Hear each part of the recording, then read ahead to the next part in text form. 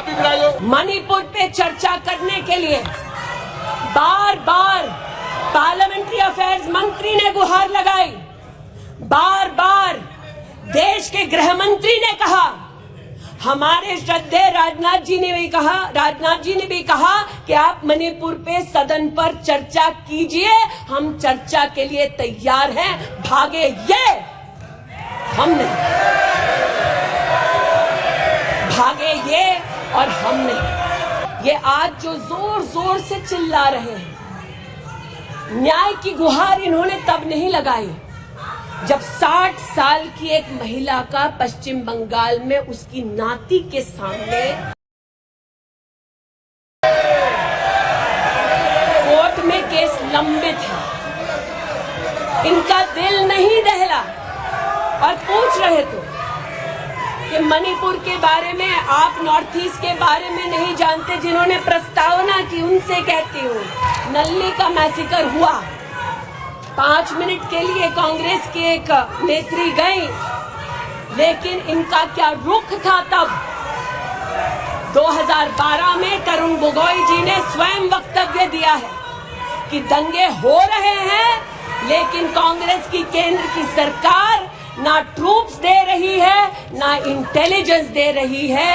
कोकराझार की बात करते हैं कि मेरा वक्तव्य नहीं है, तब के कांग्रेस के मुख्यमंत्री तरुण गोगोई का वक्तव्य है। कोकराझार में हिंसा होती है, धुबड़ी में 3 महीने कर्फ्यू रहता है।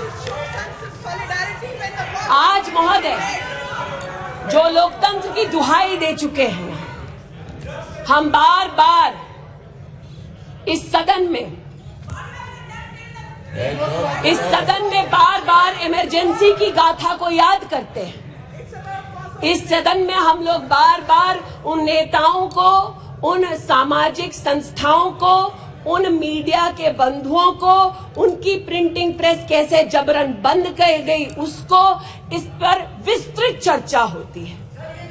लेकिन इमरजेंसी के कालखंड में साधारण महिला का इन्होंने, कांग्रेस पार्टी ने क्या हश्र किया। स्नेहलता रेड्डी की आज बात करना जरूरी है। बेंगलुरु की जेल में बंद किया गया, और इसलिए बंद किया गया क्योंकि वो सोशलिस्ट थी, भाजपाई नहीं थी, सोशलिस्ट थी। ये कांग्रेस का इतिहास है और ये भारत की बात करते हैं। अस्थमा की पेशेंट थी ये महिला, जेपी जी को तो डायलिसिस ना करने दिया, अस्थमा की इस पेशेंट को दवा नहीं लेने दी। वो 2 बार एस्थमेटिक कोमा में गई, और एस्थमेटिक कोमा में जाते जाते जब उनकी हालत बिगड़ी तो पैरोल पर उनको 15 जनवरी 77 में छोड़ा। चार्जशीट में इस औरत का नाम नहीं था, और 5 दिन बाद उनका देहांत हो गया। इनका इतिहास, और जिनकी हत्या हुई आज वो इनको कटघरे में नहीं ला सकते, इसलिए आज इस सदन में मैं उनका नाम ले रही हूं, उनके बारे में बोल रही हूं। चाहते हैं कि मणिपुर पे चर्चा हो, मणिपुर पे चर्चा करने के लिए बार बार पार्लियामेंट्री अफेयर्स मंत्री ने गुहार लगाई, बार बार देश के गृह मंत्री ने कहा, हमारे श्रद्धेय राजनाथ जी ने भी कहा कि आप मणिपुर पे सदन पर चर्चा कीजिए, हम चर्चा के लिए तैयार हैं, भागे ये हम नहीं, भागे ये और हम नहीं। और भागने के पीछे कारण क्या? क्योंकि गृह मंत्री जब बोलने लगेंगे, परतें जब खुलने लगेंगी, तब ये मौन साध लेंगे। मौन मुद्रा का उल्लेख हुआ था, मौन थे ये लोग कई चीजों पर, और आज भी हैं।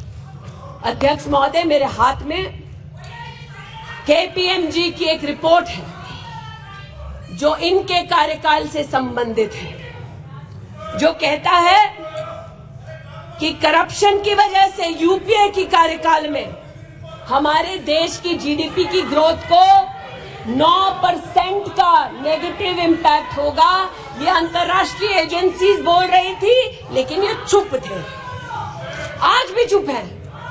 जो लोग जीरो लॉस थियरी सिखाते थे, आज उसी कांग्रेस के एक नेता को कोयला घोटाले के लिए सजा हुई है और वो चुप है। लेकिन चुप और बहुत सारी चीजों में रहे महोदय।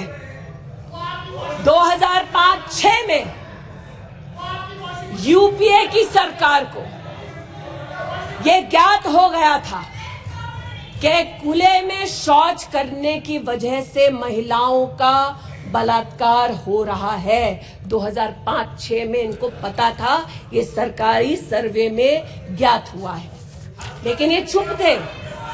2010 में वर्ल्ड बैंक की रिपोर्ट ने कहा, इनकी तब सरकार थी, कि स्वच्छता ना होने की वजह से देश की जीडीपी पर 6.4 का नेगेटिव इंपैक्ट है। ये चुप रहे।